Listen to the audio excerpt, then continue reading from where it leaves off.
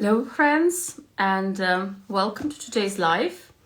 I hope that you had wonderful January, and tomorrow February starts, and hopefully in February you will be able to join more of our NeuroGraphica lives. And today we have a hot topic, and my students always ask NeuroGraphica instructors about the difference between NeuroGraphica and neurographic art. And this is what I would like to discuss with you today. So the least I'm going to mention, I will try to mention most of the things that make the difference. But if you have any other questions, anything more specific, please write your questions in the chat. So NeuroGraphica is a very precise practice to working with our mind, to working with our conscious and unconscious mind. And it is in a way, I like to think about it as a practice to retuning our brain. Brain has is neuroplastic, so it is basically neuroplasticity. NeuroGraphica works with neuroplasticity of the brain, and in the way when we draw NeuroGraphica, we go through specific steps. We have 8 steps of the basic algorithm, and if we follow them correctly, we get repeatable results. So NeuroGraphica in a way is accurate. We go through a certain algorithm. We go through NeuroGraphica. We call basic algorithm NeuroGraphica Constitution. You learn it in the basic use of NeuroGraphica course. And so it is a very accurate, precise method. And you get, if you learn it properly, you get repeatable results. And NeuroArt is more transition into arts, transition into drawing, and we don't have exactly the same results. We don't directly solve issues, we don't directly solve problems. So we create images and symbols that bring us to a certain level of admiration, inspiration. So here comes the first difference, is that NeuroGraphica is drawn according to the basic algorithm. As I say, it's our constitution, and this is what we study in the basic user course. And the basic algorithm is not just the steps that you follow, as some people might think. It is in a way, the way it is structured, we go deeper and deeper into our unconscious mind. And in neurographic art, in NeuroArt, we just use some elements of this basic algorithm. And the most common element you'll probably see is conjoining, or, in simple terms, most people call it rounding. Okay, so NeuroGraphica, it's always 8 steps of the basic algorithm. It is a structured. NeuroArt, we create basically art with some elements of NeuroGraphica. So in NeuroGraphica also we use neurographic lines, and we use simple geometric shapes that you learn in NeuroGraphica, in different NeuroGraphica courses. For example, in the basic user course you learn the line, and you learn to work with circle or circular shapes. If you take the neurocomposition course, there you will learn other shapes, for example, the triangles and the square. But in neurographic art, we use symbols. And by symbols, I mean recognizable images. For example, butterflies, sweets, dogs, cats, etc., etc. So Flowers as well. Sometimes I see drawings on the internet and they're called NeuroGraphica, but it's a flower. So when you see visible kind of images or symbols, it basically straight away it goes under the NeuroArt category. For example, I draw and we teach at the institute, we teach NeuroGraphica, but I also for myself, and for example every Wednesday on Patreon I draw neurographic arts, and there we get together and we draw other symbols. So this is NeuroArt. In NeuroGraphica, those symbols and recognizable images, as I said, like birds, flowers, etc., they're not acceptable. So we just use the neurographic lines and the shapes of neurographic alphabet. Also in NeuroArts, some decorative elements are used. And elements of doodling, as I say, you'll see lots of things on the internet and the YouTube where a person just kind of doodles and then they're round. So this is not NeuroGraphica, again, it is NeuroArt. Also elements of Zentangle, for example, repetitive elements. I'm sure a lot of you are familiar with the concept of Zentangle. And and sometimes often I see, again, it's called NeuroGraphica, but it is not really NeuroGraphica, it's NeuroArt, when those Zentangle elements are used. I even heard there was a name for it, Neurotangle. Again, so this is not acceptable in kind of pure NeuroGraphica, it is NeuroArt. Also materials that we use. So NeuroGraphica, it is a very elegant art form. It is part of graphics. And in NeuroGraphica, we we use text highlighters, we use colored pencils, we don't really use any wet media. For example, even pastels, even if you use kind of soft pastels or oil pastels, again, this takes drawing into the NeuroArt category, because pastel painting, it is painting, and here we work with kind of with graphics. So it is a beautiful art form, it is simple, and we use this type of dry media when we draw or we hatch. We apply pressure, and in a way we work with our fine motoric skills. We work with our hands, we work kind of with we feel. It is a hard media.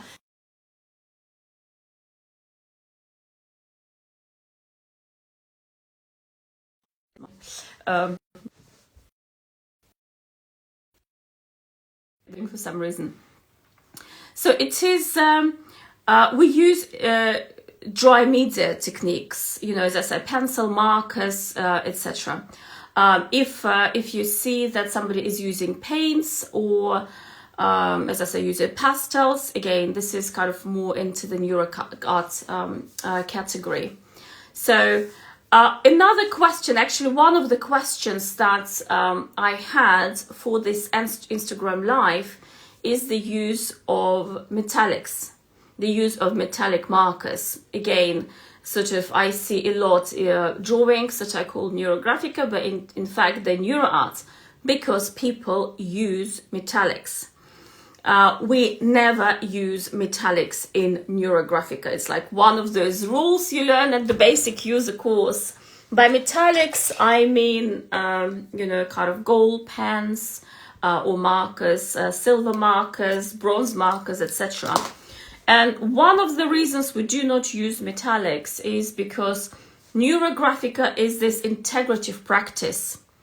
Everything needs to be integrated. Everything, all the colors of the lines need to be blended together. And you can try it if you kind of draw a metallic marker on top of any other color marker, for example, a black one, you cannot blend it. So it basically cuts, instead of integrating everything, we're cutting the drawing with those metallic markers. So hence metallics, unfortunately, those people who love metallic markers, they are not acceptable. So we use markers, we use felt tips, we use pencils.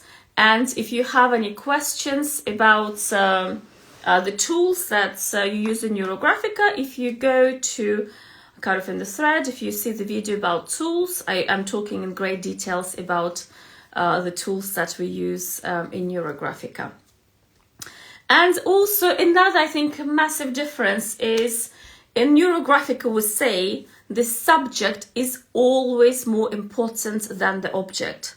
So it is a process practice. So we kind of, we achieve, the NeuroGraphica journey, drawing is a journey, and we draw to achieve certain states, we achieve certain results. And in NeuroArt, kind of aesthetic and the beauty often takes priority. So we kind of draw for the beauty of it. And they are, I mean, NeuroArt is absolutely stunning. It's so beautiful. NeuroArt is beautiful, and the Institute is developing NeuroArt. We have the official kind of NeuroArt Facebook page where you can join the community.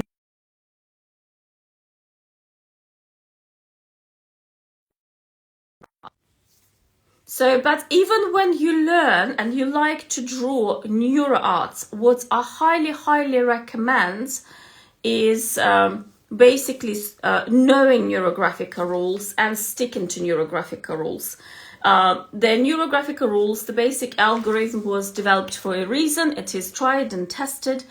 And, you know, I like myself experimenting with the arts, but I do encourage my students first to study NeuroGraphica in its kind of pure form, to take the basic user course.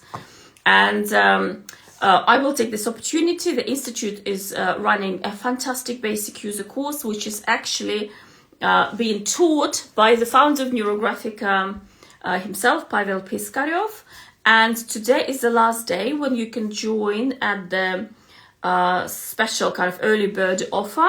And tomorrow the prices will change, will increase. So I highly recommend, if you want to learn NeuroGraphica, then please join our basic user course.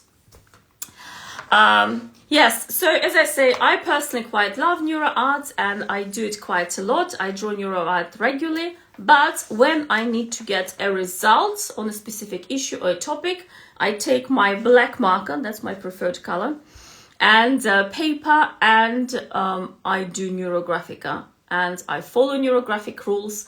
I follow the basic algorithm and I draw it. So I hope that I cleared out a little bit some of the questions that you might have had about NeuroGraphica versus NeuroArt.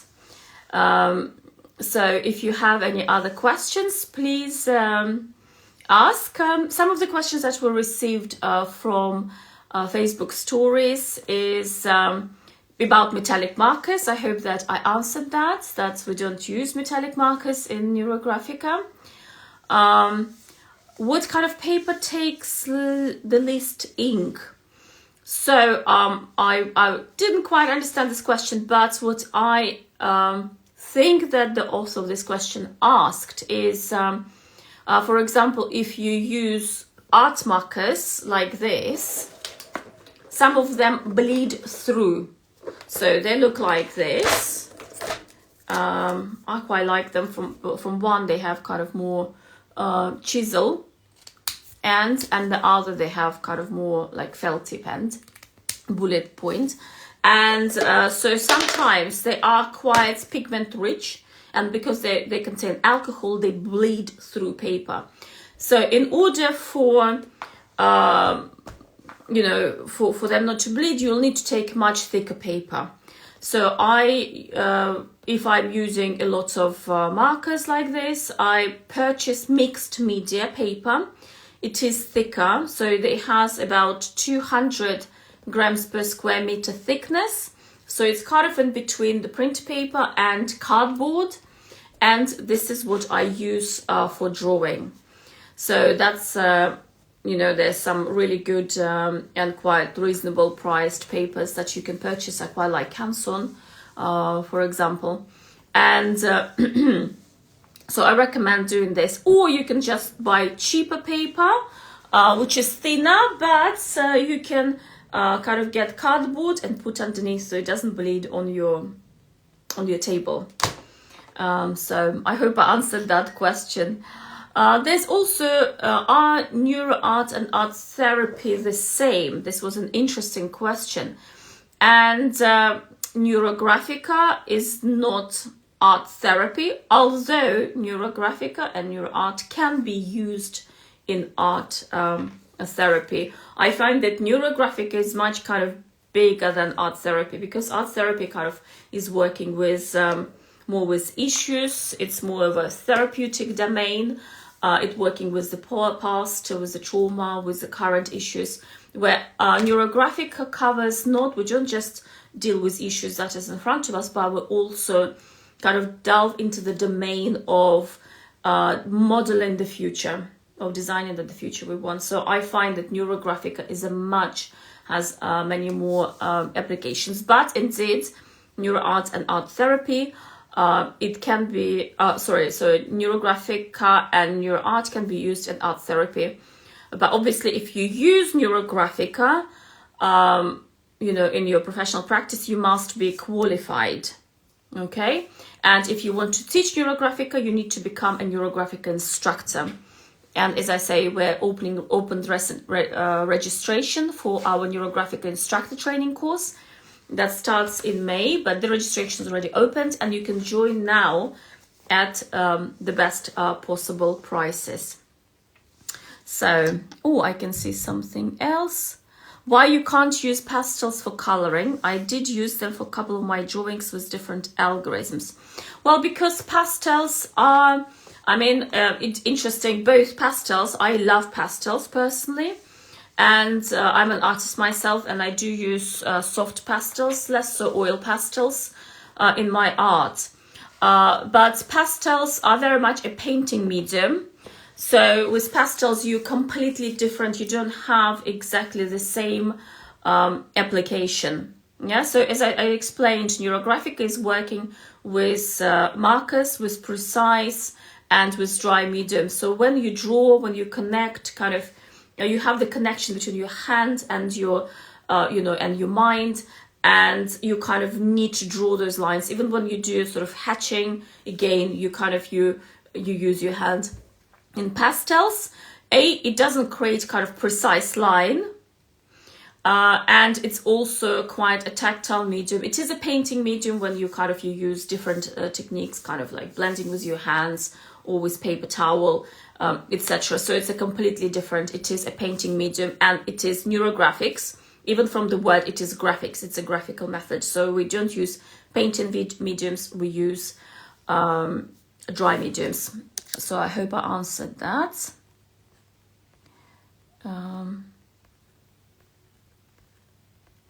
Yes, I don't seem to have any more questions, but thank you for the question about pastels. That's quite interesting, because as I personally, I love pastels. But as I say, it is great for NeuroArt, but it is not really for NeuroGraphica. Okay, so as I said, there are a few differences between NeuroGraphica and NeuroArt. I highly recommend everybody who's even sort of decided to dab into NeuroArt and come to and do the basic user course, because you will learn the steps, you will learn kind of the reasons why we do what we do, you will learn the reasons behind the steps, you will learn how to draw NeuroGraphica correctly, and then I can guarantee that even your NeuroArt drawings will carry more meaning. So again, thank you so much for joining me. It was an absolute pleasure, and I hope to see you at our courses. As I said, the NeuroGraphica Basic User course starts very soon, and you can join today for the best possible price. And the NeuroGraphic Instructor course, you can start registering.